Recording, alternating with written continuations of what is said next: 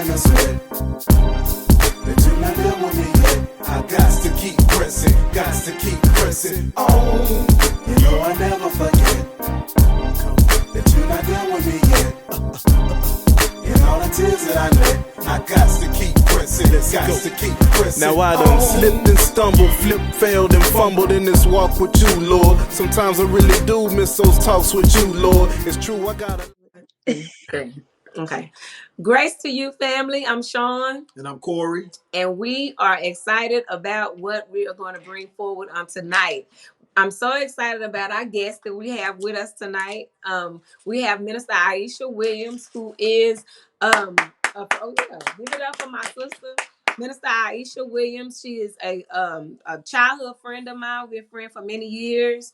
And we're going to talk about something that's very near and dear to her heart on today. And it's something that has affected many families. Right. And so tonight we want to kind of dig into it and allow her to just tell her story, and also allow her to kind of give us some information that will help us in the area of mental illness. That's right. And so we want to give some tips on some things to look for, and we want to also talk about how to get those resources out to people.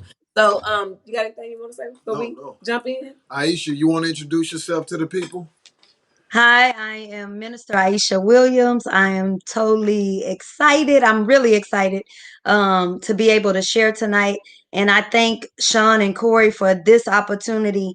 And I thank them for their ministry, because the things that we're not willing to talk about, they talk about.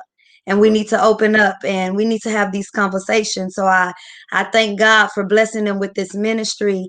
And all of us are able to share with them every week on Monday. So I thank God for them.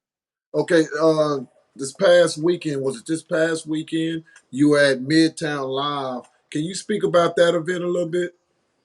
Yes, I was at Midtown last weekend, and it was for Jordan's Safe Place.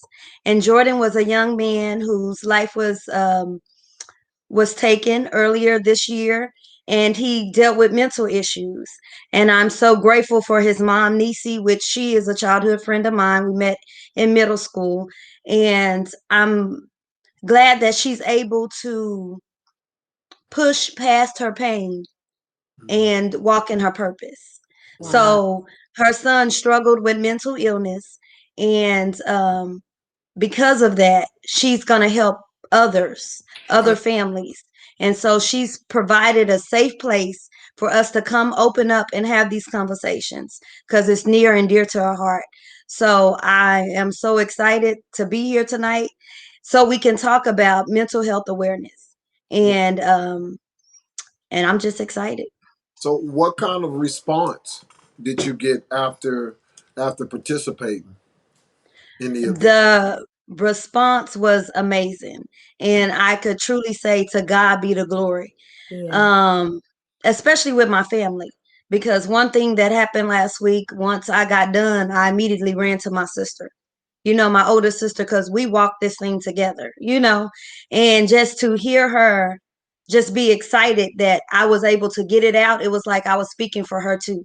Yeah. So I was able to share with her the video that was taken, and us to be able to laugh about childhood things, because when I had to walk through this and say, God, I need you now to deal with this, because for so many years I thought I had dealt with it, or I thought I was okay. And when I realized that we have to have the conversation that we need to have, and it's okay not to be okay. Once I had that response from my older sister, I needed my sister to be okay with what I did, talking about our childhood, because I didn't ask her permission. God gave me permission, and I moved forward. Yeah. So, I care about the response from my sisters, because they walked through it with me, dealing with my mom having a mental illness.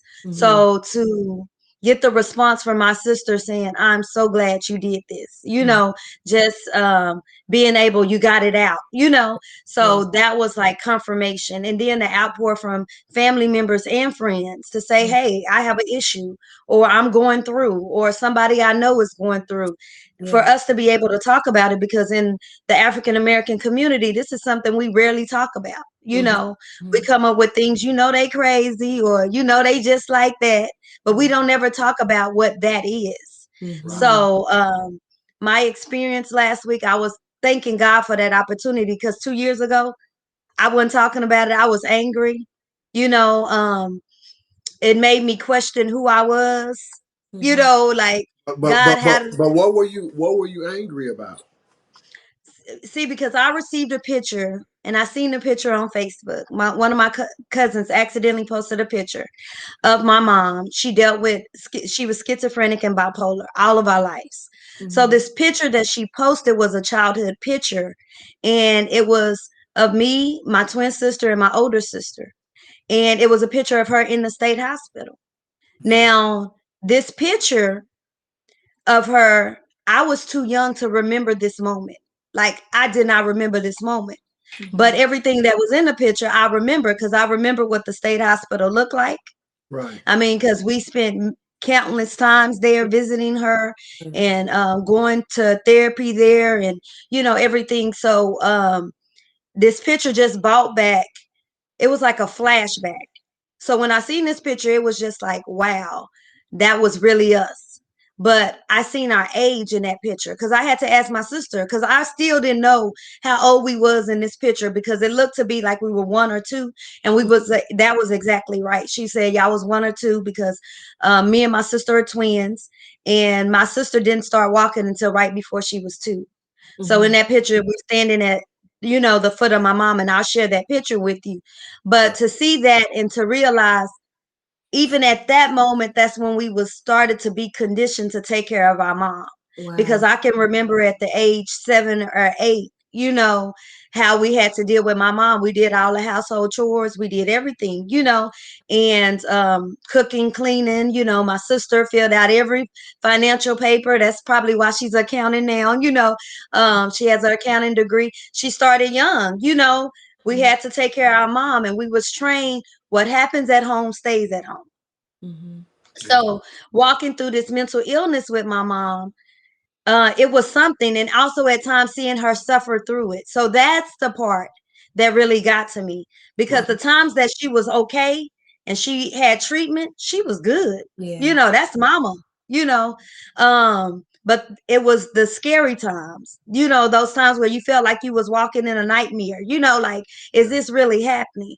So it Right. made me, that picture took me back to all those times, because all I could remember is, hey, mama wasn't right. We done had fights with mama, where we had to call the police on mama. Um, she was removed from the home. I always put at the state hospital at that time. When we was younger, she was at the state hospital for months, Mm-hmm. um, getting treatment. And sometimes, and even the embarrassment, because I talked to somebody and they was like, oh, you should never be embarrassed. Mm-hmm. Right. How can you tell a 7-year-old, Right. a 6-year-old, a Right. 8-year-old that they should never be embarrassed? Right. Yeah. Right. You don't know that feeling until you have to walk through it. That's right. So me having to deal with that, and what I realized, that I went through life blocking all of that by being overly busy. I Mm-hmm. was trained to be a caretaker. I was trained to be a helper. So that part of my personality is all right, but how can you truly help somebody when you can't help yourself? Right. Mm-hmm. Mm-hmm. If you can't deal with your own issues, how can you walk through somebody through their healing and you're not healed? You Right. know, like, so it made me go back and have to sit. And I needed therapy. I Mm-hmm. didn't realize that. That's something, when we was younger, people, if you found out somebody was going through a therapist, oh, they must be going crazy. Oh, Right. they must be doing this. But I had to realize that it was my time to sit in a chair and really reflect on why I am who I am, Right. Mm-hmm. you know and I got angry, and that was the thing that caught me, and that's what taught me that I needed help. That was that big thing that just, like, really touched my heart, that it's something wrong with this picture, because rarely can people say they see me that angry. Like, Right. it was something that my family, like, when I snapped on my cousin and was just like, why did you post this and that, they was like, whoa, that's Aisha, like, Right. she handling it like that, and really, they didn't understand until I gave my testimony Right. that was a trigger for me, to Right. Mm-hmm. remind me of what a person that has to take care of a loved one that suffers with mental illness really walks through. I had to be reminded of everything that we went through, you know? So Aisha, can you go back though? Can you go back for a moment to when you talk about those childhood years? You said you were overly busy. So that was the way that you adapted to what was happening to you? Yes. Okay. Yes. I'ma tell you. And Sean, you notice I can even bring up high school. I Yeah. was in three choirs in high school, and I don't know how to sing. You know, and and Sean was in one choir with me, and they all thought I could sing because I was in three choirs in high school. I was in SAD, I was in Students Against Drunk Drivers, I was Yeah. in TAME, I was in all these different groups. I was a cheerleader. Cheerleader. It was just things I had programmed myself. If I kept busy, I didn't have to think about what was going on at home. Mm-hmm. I didn't have to think about you coming home and you dealing with your mama talking to herself in the mirror all night. Or your mama, you went to bed and you woke up, your mama done dyed her hair blonde and cut it all off. Like just all these different things, Yeah. and the different personalities. We used to receive calls like, we laugh about this. My mom she went downtown by herself and she ended up having a seizure. So that was another thing, because other health issues, when Mm-hmm. people don't take care of their mental, other stuff come up. So she ended up having a seizure and they took her to Brackenridge Hospital. She checked herself in as Diana Ross. Now to them, that didn't catch their attention that Miss it, this is Anise Gooden. They just like, okay, we have Diana Ross. So when she gave her home number and they called and they said, well, we have Diana Ross, we immediately knew Yeah. who they was talking about. We knew that that was Mama, but they didn't know, And Mm-hmm. we was like, no, that's Anise Gooden, And we had to go up to the hospital, and see about her. But it wasn't until then they knew that they was dealing with somebody mentally. Mm-hmm. Because everything she told them, they thought she was telling them the truth. I'm Diana Ross and this and that, Yeah. and but they was trying to deal with her health condition that she had at that time. So it was just times in my childhood. She had a fur coat. It was a real, because she thought she was famous. Y'all, this is a real fur coat. Like she had this fur coat and it's hot outside. And we would see her on the school bus and all the kids are laughing at the woman who's standing outside with the fur coat on. And Mm-hmm. that's my mama. So it was just so many things that we went through and we didn't understand it then, but I understand it now. And I thank Yeah. God because I know now that I do have a purpose. And where that picture, the enemy tried to use that picture to deter me. He Mm-hmm. tried to he tried to steal my identity. Yeah. Because the first thing you're going to think about is, God, why did you send me through this? Right. Mm-hmm. If you take care of your children, why Yeah. did you send me through this? But God reminded me of how good He is, Yeah. Right. how I kept y'all for a reason. I Ah. Right. gave y'all purpose. Somebody had asked me, was you scared back then to stay by yourself? We did not have the spirit of fear. Mm-hmm. We knew our home. We loved our home.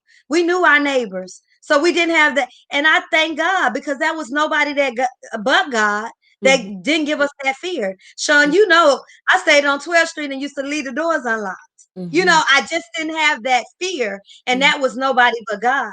Yeah. So when I had to start walking through treatment, to understand, okay, let me deal with the things, let me get over the trauma, because I had to get over the trauma. Mm-hmm. That was childhood trauma, to be put in a position where you didn't play before you learned how to be an adult. You know how you have kids that have to grow up really fast, Right. and you grow up too fast for your own britches. Well, we was those kids, but now I know how God played a part in that, because I had my spiritual foundation. Because without that, I would, probably be doing something else. We went to church, and there's some other people that was in the same position as me that didn't have the spiritual, and they probably walked through some different journeys Yeah. than what we walked through.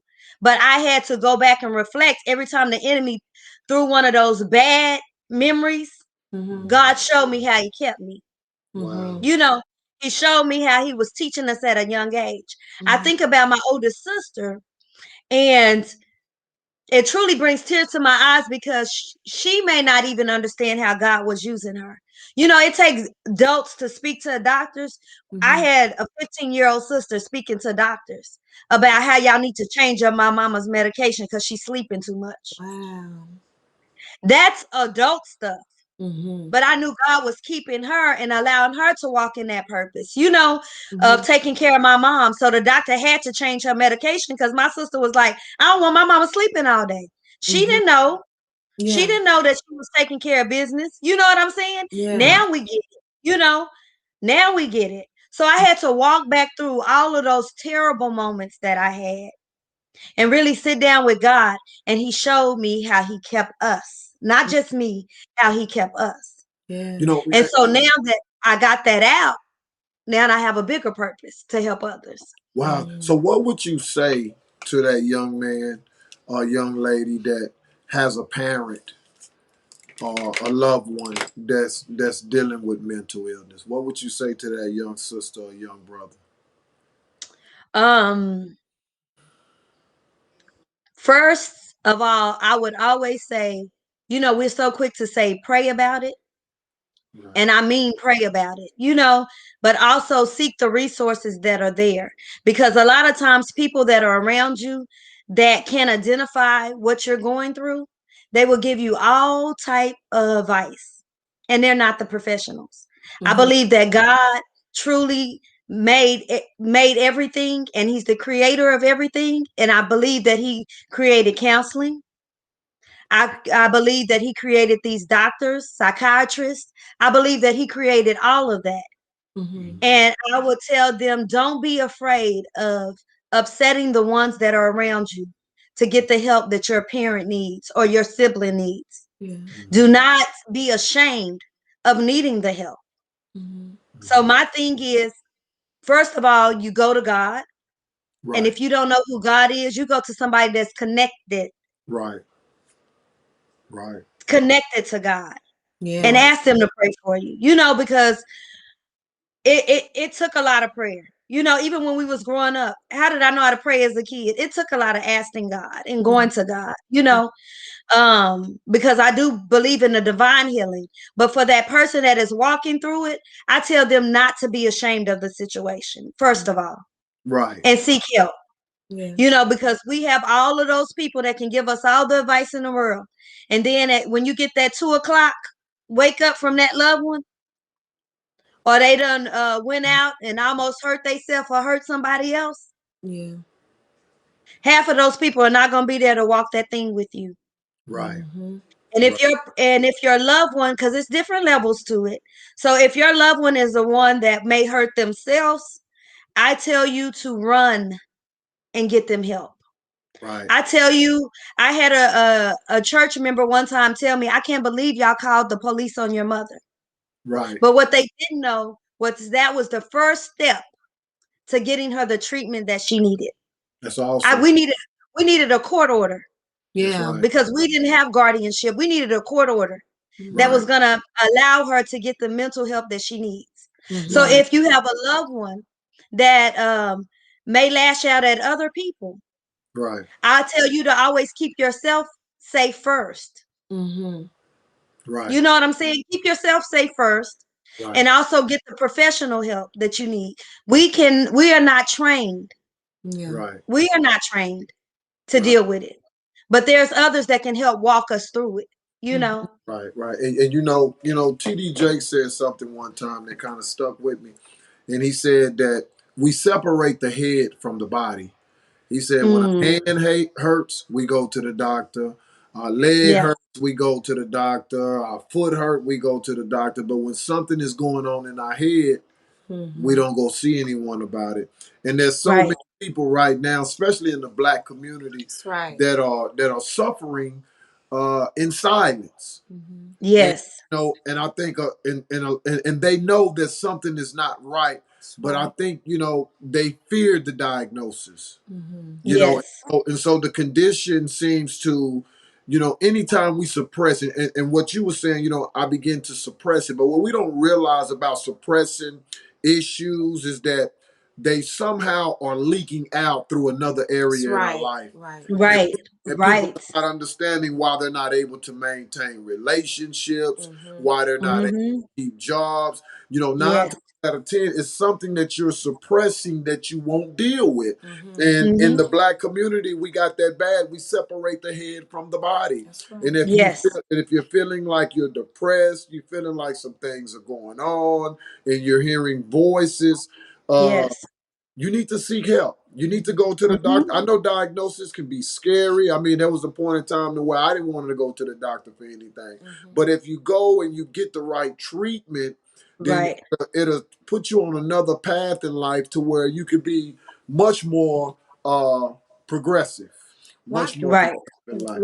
Why do you think that that's a problem in our culture or in our communities, to where we don't believe in seeing someone that can help us with our head? Mm. Why do you? Or why? Because I feel that a lot of people, like kind of like Corey said, they don't want to hear The what, diagnosis. because that means something's wrong. You Right. know, like But I'm for talking years about I've heard my in mama's our sick culture. In our culture, why do in we? the black culture, Hmm. um, because we've been trained. If we've been scared to speak out. You know, when a parent is having an issue in the black culture, normally CPS gets involved. People are Yeah. scared. Okay. Oh, Right. they gonna take them children. Mm-hmm. Right. Oh, we ain't gonna see them children no more. You know, they're afraid of what they may lose. You Mm-hmm. know, um, a lot of times, like especially with our young men, Mm-hmm. we've been conditioned that men are not supposed to cry. Right. You know, so right there, every emotion, every feeling that they feel, they're not supposed to feel actually if Yeah. they can't cry. Even Jesus cried. Right. He Mm-hmm. wept Right. with Mary. You know what I'm saying? Mm-hmm.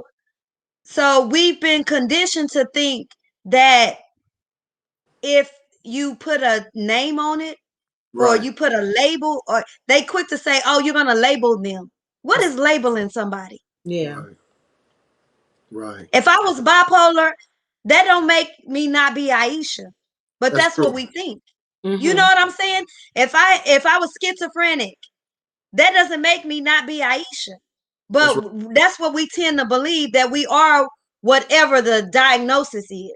You Mm-hmm. know, so I think in the African American community, we tired of being labeled. Right, right, and we That's don't. good. But you Yeah. know, but people don't understand that whatever you're dealing with, it doesn't have to define you. Hmm. Right. You know, Yeah. but you also don't have to suffer in silence. But You don't. I think that we don't. You know, we don't believe in counseling a lot in the black Hmm. community. We feel like we're just gonna plow our way Yeah. through, Tough it out. or we'll just pray and God will heal us from it, or He'll Hmm. keep us through it. And Yeah. then a lot of times in the African American community, it's a lack of resources. Mm-hmm. And Right. you know, with an issue that we were dealing with, you know, sometimes in counselors, you want somebody to counsel you that looks like you. Yeah. And there's not many African American counselors, especially in Hmm. this city. That's why what you're doing is so important, because we need to see somebody that looks like us, somebody that knows the lingo, somebody that comes from Right. where we come from, to know that we're not the only ones that are dealing with this. And then, you know, it's you know, and also what I've noticed throughout life too is a lot of mental illness in the black community is triggered by drug use. Not all, Yes. Hmm. not all, but we, you know, we see it a lot in our young men. You know, they start taking different drugs. Now all of a sudden they're dealing with hallucination. They're dealing with depression. So what we don't know is that sometimes when you're on drugs like X pills and many other drugs, it begins to open doors. Mm-hmm. It Yes. begins to open, Yes. you know, that, and then when those doors open, next thing you know, you're battling with a mental illness, and you know, And that chemical imbalance, that's they right, don't understand, every time you take that, that's knocking off your balance. Yes. where But you, then let's talk about even in our church, right, because we're quick to say you must not believe, right, if you're not waiting on God to do it. right, Mm-hmm. God gonna fix it. We hear that all the time. God is right, gonna fix it. And I right. believe he's gonna fix it. And sometimes he uses the others around us to fix it. That's Mm-hmm. And true. that's where we got And in the church, they say, "Oh yeah, pray about it." Mm-hmm. Right. Or we have these big old conferences, and they love to put deliverance Right. conference on there, but we leave those people wide open. Yeah. Right. Because when they leave there, it's when they lay their head down, they start thinking about those thoughts. Now I trust and believe in God's divine healing. I Right. know you can lay hands and you can be set free. That's But right. Mm-hmm. also I trust in medication in Mm-hmm. Right. some instance, and I trust in counseling. And we Right. need more Christian counselors out there, and Mm-hmm. we need them to be connected to the church Right. so Yeah. we can learn how to minister Right. to the ones who come in for this healing, so we can usher them through the healing. Yeah. But Right. it's a lack of that. Mm-hmm. Right. Our black churches, we don't speak about mental illness. Mm-hmm. And No. guess what? Black churches, we deal with it on a regular because we have people walking in there depressed. We True. Mm-hmm. have preachers preaching and walk home and go home and feel horrible. True. Mm-hmm. True. Some go home and commit suicide. It's the True. real thing. But we Yeah. True. won't even open it up in our churches to know that counseling is good. Mm-hmm. Right. Allowing somebody to release is good, Mm-hmm. And some So, we have to know the difference between, do this person need spiritual counseling or do this person need to see a professional in this area yes, of mental illness? yes, And so yes, that's very And, important. and it takes a level of discernment because truth be told, sometimes it's mental illness and it's not a demon. And Mm-hmm. a lot of times yes, we try to demonize everything. Now, I That's truly right. believe that when you're dealing with mental illness, it can open a door Yeah. to where the yeah, enemy gets in. But you Right. got to be, as a deliverance minister, which we all should be, you have to yes, discern whether this is demonic Mm-hmm. or this is hmm, something that is happening naturally through yes, illness with Mm-hmm. this individual. Yeah. And I think a lot of times we misread it and we just go for spiritual counseling. And we must understand this about deliverance. Some people, God, and you alluded to this, some people that God, he delivers instantly. And Mm-hmm. then yes, some people, it's a hmm, process. That's right. yes, Your deliverance is a process. So what we do that I feel that sometimes as the body of Christ we get off course is we try to tell God how he's going to deliver That's us. right. yes. No, no, That's no, no, right. no. I'm going to That's pray. exactly I'm going right. to wake up in the morning and I'm going to be different. Mm-hmm. It's just like God, okay, well, God, he blessed me with a house. One person may fill out the application and get the house. The other Hmm. person may have to do some things to their credit, but God is still working on Come the on now. Yeah. of both of the individuals. That's So right. Hmm. don't try to tell God how he's going To to do. Oh to do it. How my he, God. like you said, well, we didn't want to call the police. But see, Yeah. you have to understand that all things work together for the That's good of them right. that love the Yes. called Yes. according Mm-hmm. to his purpose. Hmm. So we must stop putting God in a box Right. and Right.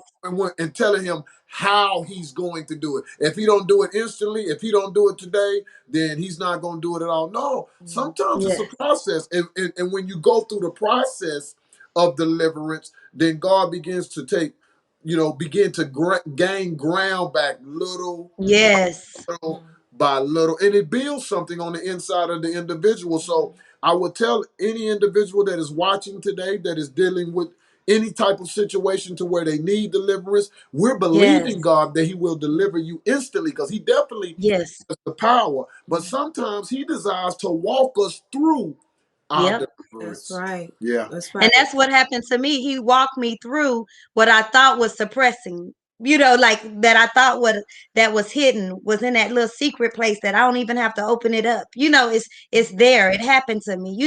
We went through that, but God had to walk me through the process because when I seen every time I seen the therapist, I started feeling better. And Wow. Mm-hmm. then it wasn't at the beginning that God showed me his hand, like, hey, Aisha, I was really involved in that. I Yeah. had to go through it and say, God, why did we have to go through that? Yeah. That's Why right. did we, and he walked me through it and he made me appreciate who I am. Yeah. Because in my personality, I would pick up and help anybody. I would drop anything and go help anybody, Mm-hmm. And he walked me through that. I was teaching you how to show compassion. I was teaching you how to show love. He walked me through that. And I praise God for everything that we went through. But it Mm-hmm. was a process. It wasn't something that I just got over after going to see the therapist and crying my heart out. When I went to my first, I cried a cry that I have never cried. That was something that was on the inside that needed to come out. Mm-hmm. God needed to hear me well, just like he needed to hear that. Yeah. And it broke up even more in me, So Mm-hmm. I had to go through the process. And people do have to understand there's a process. And there's a process for your pain. Yeah. Right. Jesus went through it. Pain was a process. That's Mm-hmm. right. He went through so much, And Yeah. so, as believers, we have to trust and know that if it's not, like Corey said, some things are just demonic, and we know that this is attack and this and that. But Mm-hmm. when you're dealing with mental illness, you have to know that it's okay not to have to suffer, but you can live with it Mm-hmm. and Wow. you can be healed from it and you can be called out of it. You have to know, but you're going to have to seek the help because you must desire the extra help. A lot of times we don't want that help. Right. We'll just rather sit over here and think we looking good. Yeah. Yeah, Right. I could try to look good. I fix myself up all the time. That's And right. I was hurting on the inside. I was Broken. broken on the inside. Look at this. It's scripture. It's in Luke 17 and 11. It says, now on his way to Jerusalem, Jesus traveled along the border between Samaria and Galilee.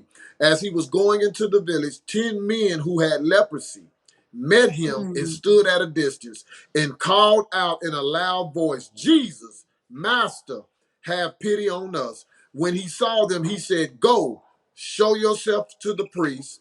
As they went, they were. yes, So man. we just want to encourage anyone that is dealing with mental illness or any type of situation in life, cry out to the Lord. And when you cry out to the Lord, Yes, obey what it is He puts in your spirit to do and continue to move in it. And as you take that first step, we're believing that you're that's the first step to yes. your Yeah. deliverance. But sometimes it Hmm. starts in taking the first The first step. step. And we're believing Hmm. with you that God is going to do it.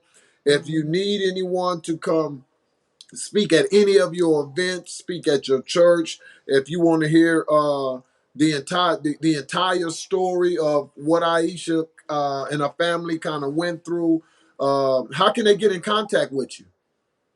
You can inbox me on Facebook, Aisha Williams. You can also send me an email at goodbacon78 yahoo@yahoo.com. Um, if you see me in passing, I don't mind you stopping me. I am not ashamed. I had somebody come to me and was like, you know what you talked about? Do you mind talking to me? I don't mind. You don't have to even be like that. Um, and if you are a caretaker, Right. my main thing is to tell you got to take care of yourself. Mm-hmm. That's You right. have to take care of you. You have to step back sometimes That's right. and evaluate the situation and know that you need rest too. That's right. That's right. If you're suffering in silence and you're dealing with depression, we know that God will That's right. take care of you. But you have to identify that you have to keep getting up every day. Because depression, the first thing it does to you is it'll have you lay in the bed and not want to get up and Wow. Mm-hmm. get out. Wow. But you got to seek help. Yeah. Wow. You That's right. need your spiritual counseling Yeah. and you need medical counseling. You need licensed professionals to Mm-hmm. counsel you. But Right. I ask you to go through the spiritual and both. Do both. Mm-hmm. Right. Right. A lot of times, like we think that people are okay, like OCD, people with OCD. Hmm. How can one thing throw their whole day off where they not able to operate if it's not in the right place? Right. You need help. Right. Mm-hmm. You find yourself being all by yourself. It's all different types of, everybody wants to put it on being schizophrenic, bipolar, ADHD. No, it's more than that. That's right. Mm-hmm. It's when your mind won't allow you to think past to the next thing. That's right. Mm-hmm. That's right. If your mind is taking you around the world, you need help. That's Yeah. right. Yeah. So I'm open for you Right. to reach out, inbox me, let's talk, you know. That's right. Um let me hook you with some resources. I have friends. I have Dr. Corvera. Mm-hmm. I can hook you up with her and she can connect you, get you connected. That And was something I wanted also, to ask you. How do people connect with Jordan Safe Place? um Jordan Safe Place has a Facebook page. So you Okay. can also inbox his mom. She will respond. Okay. Wow. And she can get you information too. Okay. Right now, Dr. Crivera is looking for volunteers. They're Mhm. looking for volunteers to help connect people to the resources. Mhm. We don't have to know how to take care of the mental illness. I'm not here to diagnose nobody. I Mhm. will never tell you Yeah. what the condition is because I don't know. But Mhm. I know when we have issues. That's Mhm. right. That's right. I know if you don't like the person that you're looking at in the mirror, I Right. Mhm. know we need to talk. Yeah. That's It's right. good. So, and We for our loved ones that go through it, if we don't seek treatment, we won't even know them. that's Mhm. yeah. That's true. And Yeah. we want to speak to the ministers. Don't let we want to speak to everyone. Don't let pride and shame kill you Mhm. Yeah. because of your title, because of your prestige and who people think you are. If you need help, get help. You can be discreet and still get help. You don't have to tell everyone Yes. all of your business, but don't suffer in silence because of pride and shame. God desires to deliver you, but sometimes you got to take that first step and step out of Right. your comfort zone in order for you to receive the deliverance that God desires you to have. You have any more questions? No, I just want to thank you, Aisha, for coming on tonight, for Right. sharing your Thank story. you. It's Wow. amazing to me because, like you said, we've been friends many years. We're close friends. And I've heard you say that you know that this is the call of God on your life to help people in this area. It's just amazing how God took you through a natural counselor to Right. find the spiritual call of God on your life. And so I Wow. thank Yes. God Yes. that he's using you in this time in this season, and I just thank God for the resources that he has blessed and put in place, and that you are available to give to those who are facing this situation. So I want to thank you for coming on tonight. Right. Oh, you are welcome. And I just give God all the glory. And I Yeah. want to put a challenge to our churches and our ministries Yeah. All that right. we open up and we have the conversation. Yeah. That we talk about mental illness. We Wow. no longer just hide it with we gonna pray for you. Mm-hmm. Because oftentimes we tell people that's going through, we gonna pray for them. Yeah. But we can do more. We Yeah. can do more. We Yeah. need Wow. to have the conversation. Wow. Mm. That's Wow. Wow. good. Well, thank you for coming on again. Uh, It was My God. awesome. Thank you for all the resources. Thank you for still standing. Thank you for keeping the faith. You guys make sure that you reach out to Aisha Williams and just share. Just share as the Lord leads you. Yeah. But we want to welcome it. We want to thank everybody for tuning in to Let's Grow Together. Until the next time, we love you guys. We love y'all. I never forget through all the pain and the sweat.